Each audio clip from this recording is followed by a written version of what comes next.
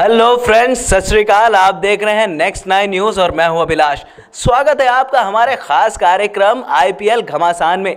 दोस्तों, आईपीएल यानी कि इंडियन प्रीमियर लीग सीजन 10 का आधा फेज खत्म हो चुका है, यानी कि हर टीम अपने 7 मैच पूरे खेल चुकी है। आईपीएल के मैचेस के बारे में आगे चर्चा करने के लिए हमारे स्टूडियो में मौजूद हैं, मेरी बाईं तरफ है सुनील, क्रिकेट एक्सपर्ट हैं ये। जी धन्यवाद सुनील, स्वागत है आपका। धन्यवाद। मेरी दाएं तरफ है राहुल जो है दर्शकों में आपको बताना चाहूंगा, राहुल एक युवा क्रिकेटर है। राहुल, बहुत बहुत स्वागत है आपका हमारे स्टूडियो में। बहुत बहुत धन्यवाद अभिलाष जी। दोस्तों, कल यानी कि सुपर संडे में डबल डोज था मैचेस का।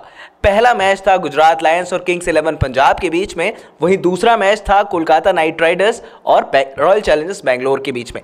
कहीं ना कहीं आरसीबी के लिए मैच काफ़ी अहम था। सबसे पहले इस मैच के बारे में चर्चा कर लेते हैं। हालांकि केकेआर यानी कि कोलकाता नाइट राइडर्स जो है अपने होम ग्राउंड पर खेल रही थी, यानी कि उनको होम एडवांटेज ज़रूर था। लेकिन क्या गलती हुई सुनील? 49 ऑल आउट आरसीबी जैसी टीम से हम एक्सपेक्ट नहीं करते हैं। अभिलाष जी, अगर देखा जाए तो कल के मैच में जिस हिसाब से मैंने ऑब्जर्व किया, पूरी टीम रेत के कणों की तरह ध्वस्त हो गई, मतलब ढह गई। जैसे पानी, मिट्टी का जो घड़ा होता है ना, उसमें अगर पानी डाल दो तो जल्दी बह जाता है, कच्चा होता है। तो वैसी टीम तो बनी बनाई मिली है फिलहाल उन्हें, लेकिन उसको संभाल के और अपने प्लेयर्स से वो परफॉर्मेंस नहीं निकलवा पा रहे हैं कहीं ना कहीं। कोहली, पिछले मैच में हमने देखा था कि कोहली और क्रिस गेल ने रन बनाए थे, और अगर आप देखें तो एक संतुलन टीम ने बनाया हुआ है। लेकिन उनका शायद ऐसा हो रहा है कि जब बैट्समैन रन मारते हैं तो बॉलर अच्छा परफॉर्मेंस नहीं करते, और जब बॉलर्स अच्छा परफॉर्म कर रहे हैं तो बैट्समैन रन नहीं बना पा रहे हैं। राहुल, हमें ये बताएं कि जिस हिसाब से सुनील नारायण ने स्टार्ट किया था कोलकाता नाइट राइडर्स के लिए, ठीक है, उसके बाद मतलब पहले 2 ओवर्स में 25 पर 0 थी, 132 पर रोक दिया आरसीबी ने, लेकिन उसके बाद अब 49 पे ऑल आउट, ये मतलब एक्सेप्टेबल नहीं था दर्शकों के लिए। लोग तो टीवी ऑफ करके सो गए होंगे, और सुबह उठ के अगर उन्होंने देखा होगा तो 49 क्या गलती हुई? क्योंकि पिच में ऐसा कुछ खराबी थी नहीं, पिच ना टूटी थी ना स्पिन हो रही थी। क्योंकि एक तरफ अगर हम देखें आरसीबी की बॉलिंग को, तो युजवेंद्र चहल ने विकेट लिए, पवन नेगी ने विकेट लिए, तो स्पिनर्स को विकेट लिए। वही अगर दूसरी तरफ देखें, कोल्टर 9 को विकेट मिला, फास्ट बॉलर्स ने विकेट लिए। तो क्या ऐसी गलती हुई आरसीबी से? सबसे पहले आपको मैं ये बताना चाहूँगा कि जो बेंगलोर की टीम है वो अपने आप में एक बहुत बड़ी चीज़ है, ठीक है। उनके पास अच्छे काबिल बॉलर्स, बैट्समैन्स हैं, तो दर्शकों को उनसे काफ़ी ज़्यादा उम्मीदें हैं। और कल के मैच में जैसा कि आपने देखा, 131 रन का टारगेट उनके सामने था, और वो 49 में ही सभी आउट हो गए। जैसा कि मुझे लग रहा है कि उन शुरू के 2 रन में उनके 3 विकेट थे जी। उसके ऐसा होता है कि अगर अचानक से अगर हमें उम्मीद ना हो उस चीज़ की, और विकेटें गिरने लगे एक के बाद एक, तो खिलाड़ी पे दबाव आता है। जी, बिल्कुल सुनील, आरसीबी इतने बड़े नाम हैं, इतने दिग्गज नाम हैं, क्रिस गेल हैं, एबी डिविलियर्स हैं, Kedar Jadhav in form batsman Indian team के लिए भी खेल रहे हैं, विराट कोहली खुद कप्तान, इतने ऑल टाइम ग्रेट प्लेयर्स में उनका नाम आने लगा है अब।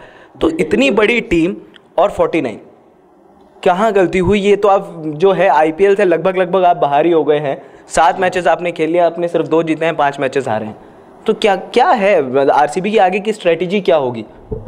देखिए अभिलाष जी, मेरे हिसाब से तो आरसीबी को अब एक टीम कॉम्बिनेशन की तरह चलना पड़ेगा। मतलब उनके बैट्समैन और बॉलर को दोनों को मिलके साथ में परफॉर्मेंस देनी पड़ेगी। कहीं ना कहीं कोऑर्डिनेशन में कुछ ना कुछ कमी आ रही है। जितने बड़े नाम हैं प्लेयर्स के, उतनी बड़ी परफॉर्मेंस नहीं दे पा रहे हैं। अगर देखी जाए तो कल का जो हमने मैच देखा, उसमें अगर आप देखें, आपने जो चीज़ ऑब्जर्व की होगी, उसमें साफ ही झलक रहा था कि जो प्लेयर आया उसका सिर्फ यही हो रहा था कि तू चल, मैं आया। मतलब आए, ताबड़तोड़ एक तो शॉट घुमाए, और अगर बने तो बने, वरना आउट होकर चले गए। चलिए, ये तो है। मुझे एक चीज़ है याद आई जी, मैं कुछ कहना चाहूँगा। सुनील जी के बातों से मैं सहमत हूँ कि इतने उनके बेंगलोर की टीम में कोऑर्डिनेशन नहीं है, आपस में वो सहमति नहीं है। वो क्या है ना कि अगर आप देखें और समझें तो बेंगलोर की टीम में इतने बड़े नामी एक्टर्स हैं, खिलाड़ी हैं। वही बात हो गई है सुनील कि अगर विराट कोहली यहाँ पर आउट हो जाते हैं तो सारी की सारी टीम ताश के पत्तों की तरह ढह जाती है, ठीक है। और कहीं ना कहीं केकेआर ने जिस हिसाब से रन 132 पे रुके थे तो कॉन्फिडेंस के साथ आई थी। मुझे अभी भी याद है कपिल देव एक शो में कह रहे थे कि 1983 का वर्ल्ड कप फाइनल खेल रहे थे वो, वेस्ट इंडीज को रन बनाने थे और 180 बनाए थे वेस्ट इंडीज ने। तो कपिल देव ने ये बोला कि हमने बना लिए हैं और उन्होंने बनाने। उस टाइम 60 ओवर की क्रिकेट होती थी और भारत वो मैच जीता था। तो कहीं ना कहीं उसी प्रकार की रणनीति के साथ उतरी थी कोलकाता नाइट राइडर्स की टीम, और कोल्टर नाइल और फील्डर्स ने भी काफी सपोर्ट किया। क्या कहना चाहेंगे केकेआर के इस परफॉर्मेंस के बारे में? केकेआर ने बहुत ही लाजवाब परफॉर्मेंस दी। और जहाँ तक बात करें कोल्टर नाइल की बॉलिंग की, तो उन्होंने पहले ही ओवर में जिस तरह से बॉलिंग की, विराट कोहली को आउट किया, और आपने शायद देखा होगा वो काफ़ी तेज़ तरह बॉलिंग कर रहे थे। उसके अलावा अगर केकेआर की स्ट्रेटजी की बात हम करें तो सुनील नारायण के साथ जो वो एक्सपेरिमेंट कर रहे हैं गौतम गंभीर, वो हर बार उनका सफल हो रहा है। पिछले मैच में हमने देखा उन्होंने 40-44 के आसपास रन बनाए। फॉर्मूला राहुल मुझे समझ नहीं आ रहा है। आपने पहले मैच में क्रिसलिन को ट्राई किया, क्रिसलिन ने रन बना दिए, ठीक है। उसके बाद आपने सुनील नारायण को ट्राई किया, वो तो एक रेगुलर बैट्समैन की तरह रन बना रहे हैं। सर मैं ये कहना चाहूँगा कि गौतम गंभीर धीरे धीरे सुनील नरेन को इस आईपीएल इस 10वें सीजन में सुनील नरेन को एक ऑलराउंडर बना के ही मतलब छोड़ेंगे, दम लेंगे वो। क्योंकि जैसा कि हम देख रहे हैं लगातार सभी मैचों में सुनील नरेन अच्छा खेल रहे हैं। कल के मैच की बात की जाए तो कोलकाता से कोई अच्छा खेल नहीं पाया और उस जगह पे सुनील नरेन ने एक टीम को अच्छा रन दिया। चलिए ये तो बात हो गई कल के मैच की। सुनील, आज जो है, आज भी एक सुपरहिट मुकाबला दर्शकों देखने को मिलने वाला है, where the Mumbai Indians is taking on rising Pune super giants. ये मैच जो है ये वानखेड़े स्टेडियम में खेला जाना है। वानखेड़े स्टेडियम में मुंबई ने अपना जो है आखिरी मैच जीता। 143 का टारगेट दिया था दिल्ली डेयरडेविल्स को और दिल्ली डेयरडेविल्स को 128 रनों पर रोक दिया। आपको मैं बता दूं कि इस टाइम मुंबई इंडियंस जो है पॉइंट्स तालिका यानी कि अंक तालिका में सबसे पहले पायदान पर हैं। 7 में से उनके पास 6 जीत हैं, सिर्फ एक मैच हारे हैं। सुनील, तो क्या लगता है कि आज होने वाला है कुछ? अभिलाष, शायद आपने ध्यान नहीं दिया, जो मैच वो हारे पुणे के अगेंस्ट हैं, जो कि आईपीएल का उनका पहला मैच था इस सीज़न का। और उसके बाद लगातार वो 6 जीत के साथ पॉइंट्स टेबल पे सबसे टॉप पे बने हुए हैं। जहाँ तक बात करें हम मुंबई की परफॉर्मेंस की, बॉलर तो नो डाउट बहुत अच्छे बॉलर्स हैं उनके पास। लसित मलिंगा इतने एक्सपीरियंस्ड और डेथ एक्सपर्ट जिसे कहते हैं, कहते हैं ना उनकी परछाई में रह के जसप्रीत बुमराह भी एक बहुत अच्छे बॉलर निकल के आए हैं, जो कि डेथ के एक्सपर्ट हैं काफ़ी। उसके अलावा अगर हम बात करें बैटिंग की तो किरण पोलार्ड फॉर्म में वापस आ गए हैं। देखा था हमने पिछले मैच में आरसीबी के अगेंस्ट जब उन्होंने रन बनाए थे। मतलब मुझे तो राहुल वो मैच तो क्या बताऊं, कृणाल पांड्या भी काफ़ी अच्छा रन बना रहे हैं। 33 पे 5 हो गई थी, 143 का टारगेट था और उन्होंने बना दिए। पोलार्ड ने काफ़ी हालांकि एक सुलझी हुई पारी खेली, लेकिन मैच को जो फिनिश किया वो कृणाल पांड्या ने किया। लेकिन वहीं अगर पुणे की तरफ हम देखें, पुणे की टीम भी कहीं ना कहीं थोड़ा सा कमज़ोर नज़र आ रही है। हालांकि महेंद्र सिंह धोनी जैसा बड़ा नाम है उनके पास और फॉर्म में भी वापसी की है। 61 रन बनाए थे 34 गेंदों में। लेकिन उसके बाद बेन स्टोक्स आपके पास हैं। बेन स्टोक्स, मैं आपको बता दूं दर्शकों, बेन स्टोक्स जो हैं इस आईपीएल सीज़न 10 के सबसे महंगे प्लेयर हैं जिन्हें खरीदा गया है पुणे की तरफ से।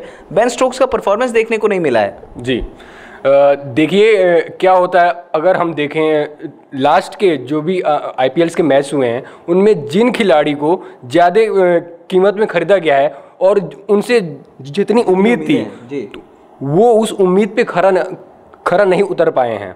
और आज का जो मैच है वो अगर मैं देखूं तो ये मैच एक रिवेंज की तरह है जी। पुणे को मुंबई से अपना बदला लेना है और मुंबई को पुणे से अपना बदला लेना है। चलिए, हालांकि राइजिंग पुणे सुपर जायंट्स पिछले सीज़न में उनका डेब्यू हुआ था। उस पिछले सीज़न में की अगर बात नहीं करें तो अच्छा है, क्योंकि हालांकि उनका परफॉर्मेंस काफ़ी ख़राब था। लेकिन इस सीज़न में धीरे धीरे सफलता का जो पायदान है वो बढ़ता जा रहा है। अंक तालिका में 5वें नंबर पर आ चुके हैं और अगर आज का मैच जीतना है तो शायद 3रे या 4थे नंबर पर भी आ जाए। तो क्या उम्मीदें हैं, क्योंकि यहाँ पर रोहित शर्मा भी फॉर्म में नहीं है अभी तक। हालांकि 7 में से 6 मुंबई ने जीते ज़रूर हैं, लेकिन रोहित शर्मा का बल्ला जो है अभी तक बोला नहीं है। यानी कि रोहित शर्मा का बल्ला अगर है तो क्या आज के मैच में ऐसा हो सकता है कि बल्ले से जो है बरसात हो सकती है रनों की? विलास जी देखिए, ये मेरे हिसाब से तो तूफान के आने से पहले का सन्नाटा है जी। तो क्या पता अगर रोहित शर्मा का आज बल्ला चला तो खूब रन बरसेंगे। और वहीं दूसरा उनके पास जो बेनिफिट है वो है अपना होम ग्राउंड, वानखेड़े में मैच है। हालांकि इतने रन अब नहीं बनते वानखेड़े में, लेकिन अपने होम ग्राउंड का एक और अपनी कंडीशंस का आपको ज़्यादा अनुभव होता है और आप उसका अच्छा फ़ायदा उठाते हैं। वहीं बात करें पुणे की, तो स्टीव स्मिथ हमारे उनके जो कैप्टन हैं वो फॉर्म में हैं। धोनी पिछले मैच में फॉर्म में आए थे और उनके पास बॉलर अच्छे हैं, जैसे कि अब इमरान ताहिर की अगर बात करें। बेन स्टोक्स तो फिलहाल अपनी परफॉर्मेंस के अकॉर्डिंग नहीं कर पाए, मतलब हालांकि वो इंडियन पिचेस पर बहुत काफ़ी ताबड़तोड़ बल्लेबाजी भी करते हैं और बॉलिंग भी बहुत अच्छी करते हैं, लेकिन उस तरह की परफॉर्मेंस अभी तक नहीं दे पाए हैं। और मुंबई की के पास जो सबसे बड़ा एडवांटेज है वो है उनका होम ग्राउंड जी। तो मेरे हिसाब से तो आज का मैच अगर देखा जाए तो मुंबई का पलड़ा भारी है और मुंबई को ये मैच जीत के अपनी जीत की सीढ़ी को विजय रथ को बरकरार रखना चाहिए। राहुल, समय की पाबंदी है, जाने से पहले फटाफट बात कर लेते हैं। राइजिंग पुणे सुपर जायंट्स पे ज़्यादा प्रेशर होगा या मुंबई पे? आप, क्योंकि सुनील ने बता दिया कि मुंबई का पलड़ा भारी है इस मैच में, लेकिन पुणे भी को भी हम कम नहीं आंक सकते हैं क्योंकि महेंद्र सिंह धोनी जैसा बड़ा नाम फॉर्म में आ चुका है। जी सर, मेरे हिसाब से sir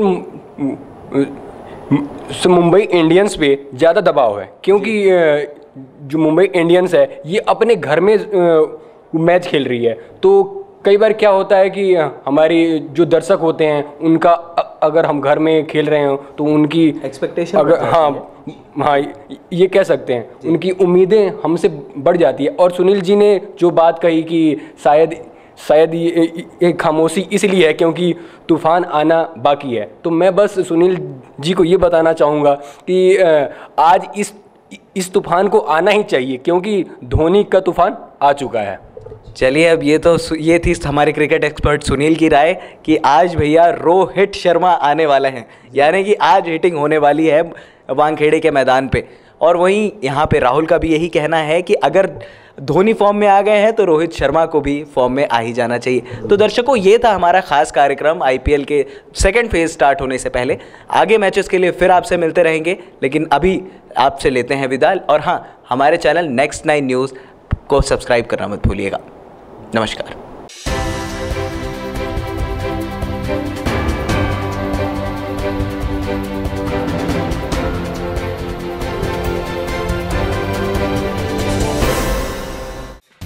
Subscribe now to receive new updates, reviews and news.